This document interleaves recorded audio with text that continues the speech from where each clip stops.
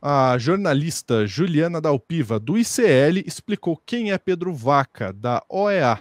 E a gente tem mais informações sobre isso, porque a gente viu, né, que chegou aí o rapaz da OEA, a extrema-direita tentou criar uma narrativa meio estranha, e o Pedro Zambarda vai contar tudo pra gente agora no plantão.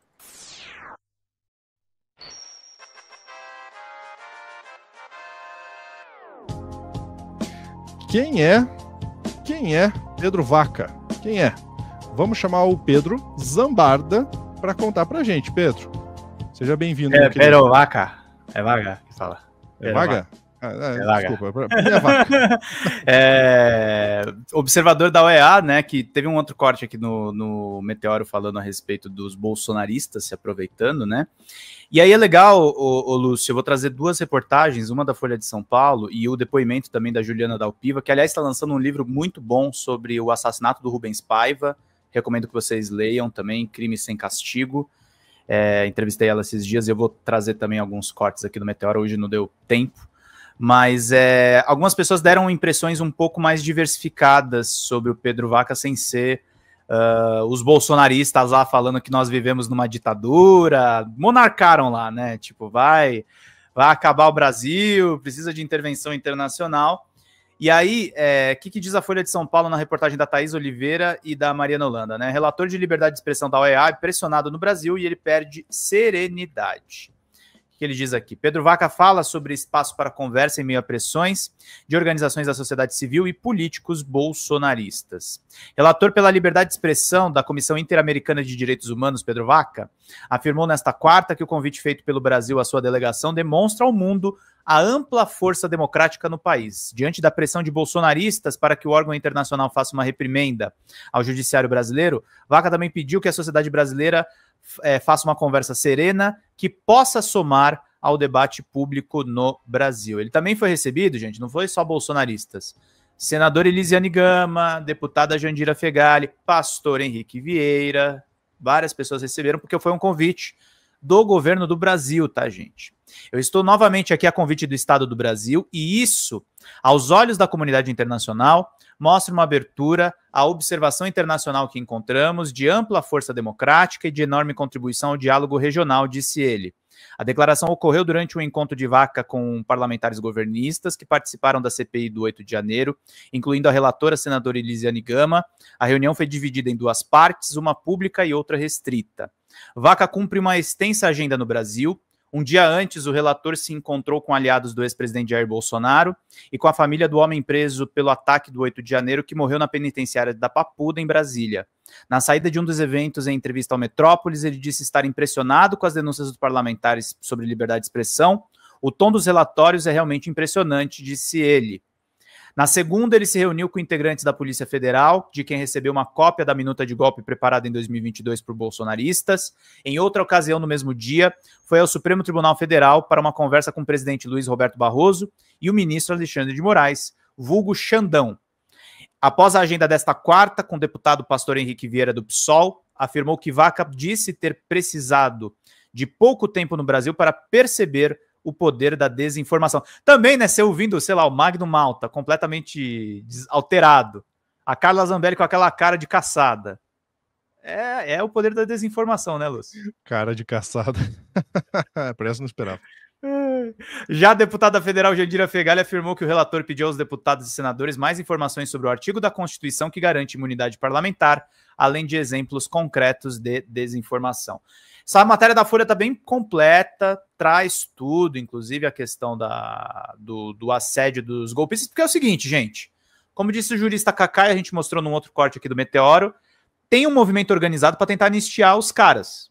Isso é fato. E eles vão recorrer ao OEA, eles vão recorrer ao Papa, eles vão recorrer a quem estender a mão. É a porta dos desesperados, entendeu? Porque é pressão do Bolsonaro, inclusive. Bolsonaro não quer perder poder. Não quer passar o bastão para Pablo Marçal, não quer passar o bastão para Tarcísio de Freitas. E tá desesperado por ser preso. A possibilidade deixa ele desesperado. E aí o legal, além de a gente ler matéria, é ouvir a Juliana Dalpiva, que fala do que ela viu desse observador, porque ela tem uma coluna no ICL e os repórteres foram em loco, né? Vamos ver o que a Juliana fala sobre ele.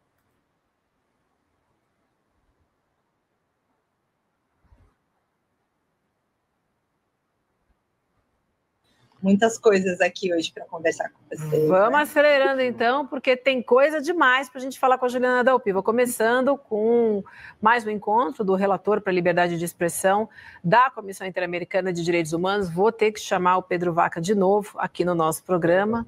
Vaca.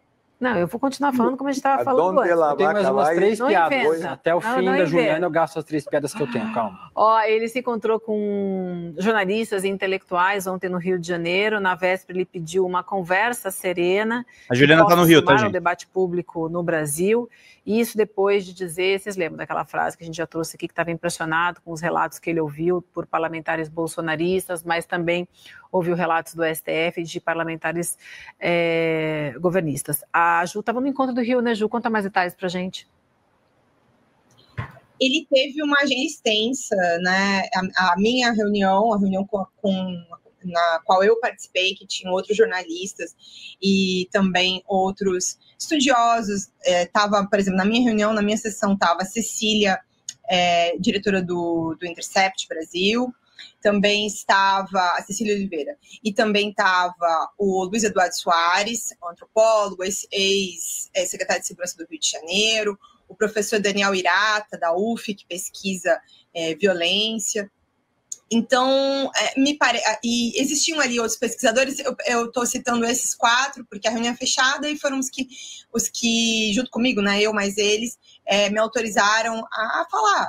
Foram os que eu procurei ali no final para mencionar para vocês aqui, dar um pouco de transparência sobre como estão sendo esses encontros.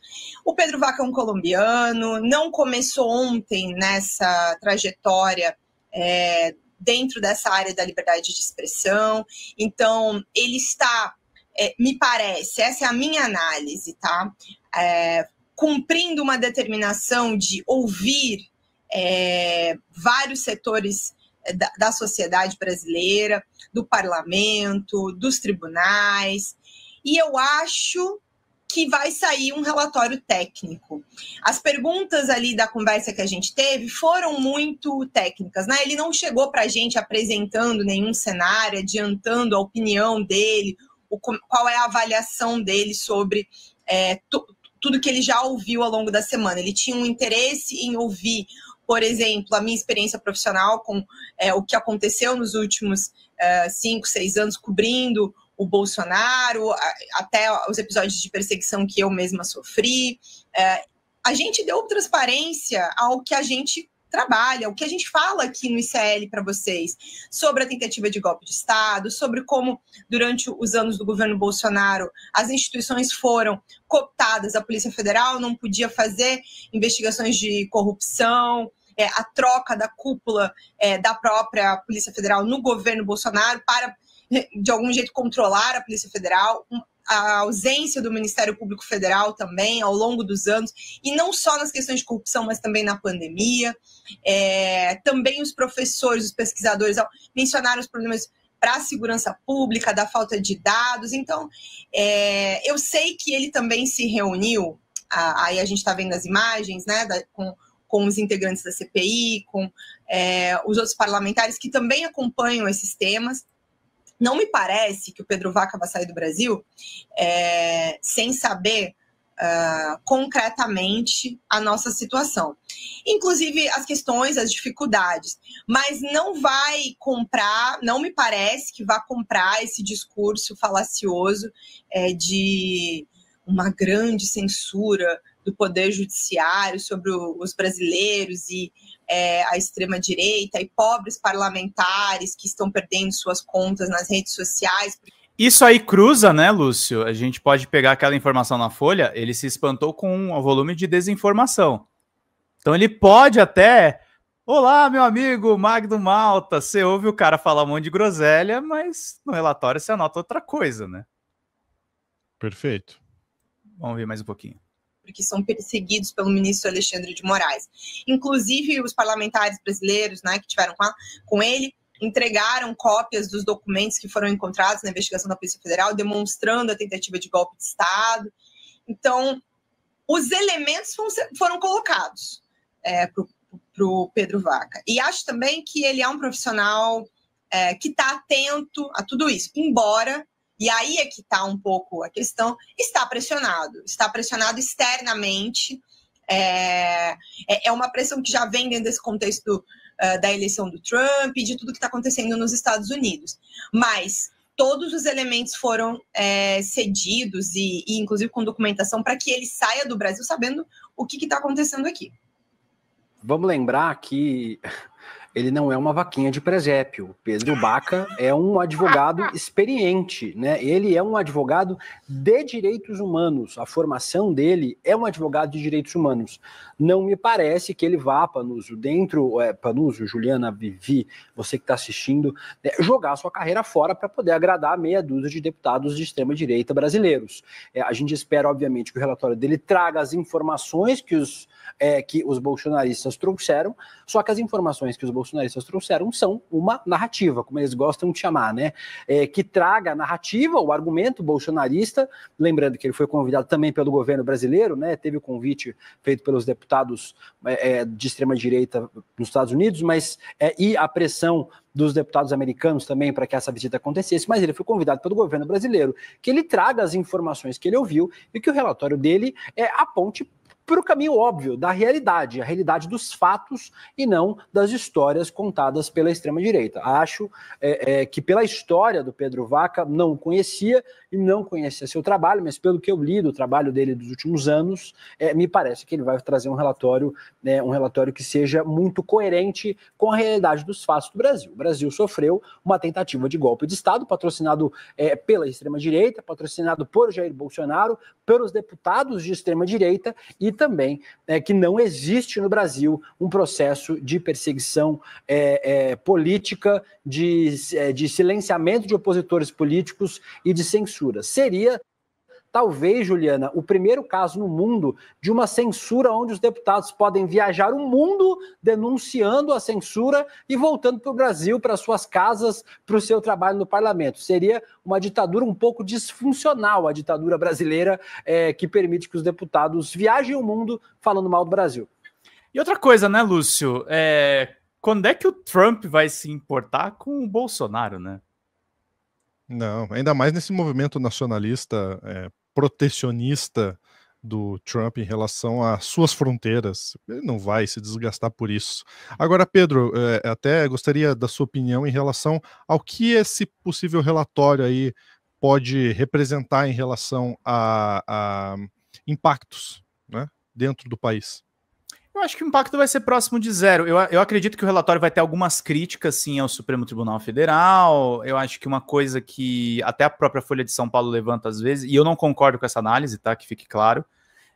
Mas vão ser levantadas coisas sobre dosimetria de penas para os condenados. Eu acho que a pena tem que ser pesada para golpe de Estado.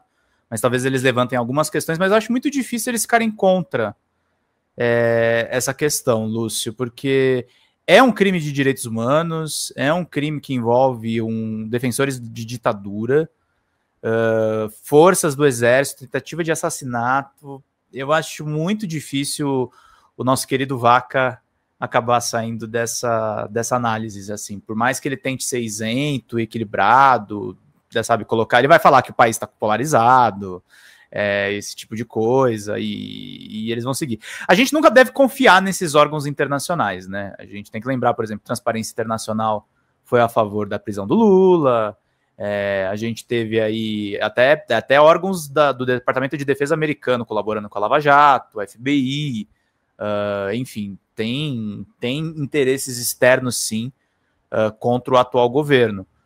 E até eles se acirram mais com o Trump. Mas o Trump às vezes, acho que ele está mais ocupado com o México do que com o Brasil nesse momento. Especialmente, Pedro, porque a gente tem visto uma diminuição da importância desses órgãos internacionais realmente por falta de possibilidades de realizar algum ato real, né? A gente viu, por exemplo, Netanyahu com vários crimes de guerra, nada acontecer. A gente viu esse genocídio durante a pandemia, nada acontecer. Então, é muito comum que se tenha uma nota de repúdio, se tenha uma decisão, mas assim, na prática, vamos ser sinceros, na prática, o impacto realmente, como diz o Pedro, é quase nulo. Vamos esperar, ver o que vai sair nesse relatório e a gente traz para comentar aqui para vocês. Pedro, mais algum ponto? Só isso, meu querido. Então, vou deixar na tela para vocês o QR Code para se tornar membro do Clube do Fim. Um grande abraço, até a próxima.